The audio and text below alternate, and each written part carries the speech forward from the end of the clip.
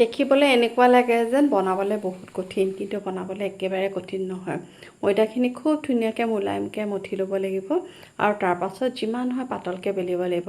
ময়দাটো মঠোতে খুব টানো কৰিব নালাগে, খুব কোমলো কৰিব নালাগে কিন্তু দেই।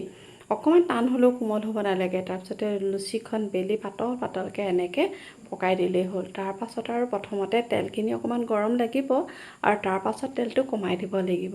মধ্যমীয়া আঁচত ভাজি থাকিব লাগিব। যেতিয়া গোল্ডেন কালাৰ হৈ যাব তাৰ পাছত নমাই দিব লাগিব। ফ্লেমটো যদি সঠিক হয় তেতিয়াহ'লে এনেধৰণে ফুলিব। ধুনীয়াকৈ মাজত ওলাই গ'ল, ফাক হৈ ওলাই গৈছেগৈ। খুব ধুনীয়া লাগিছে দেখিবলৈ। চেনি আন্দাজমতে ল'ব লাগিব। যিমানখিনি বস্তু সেই পৰিমাণৰ চেনি ল'লেই হ'ল। চেনিখিনি ইয়াত অকণমান পাগ উঠাব লাগিব, বেছিও পাগ উঠাব নালাগে।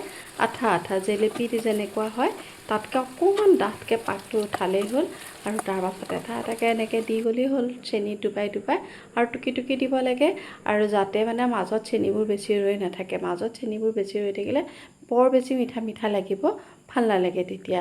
কেইবাদিন হ'লেও সাঁচি ৰাখিব পাৰে, এমাহ হ'লেও সাঁচি ৰাখিব পাৰে। আৰু ৰেচিপিটো কেনেকুৱা পালে?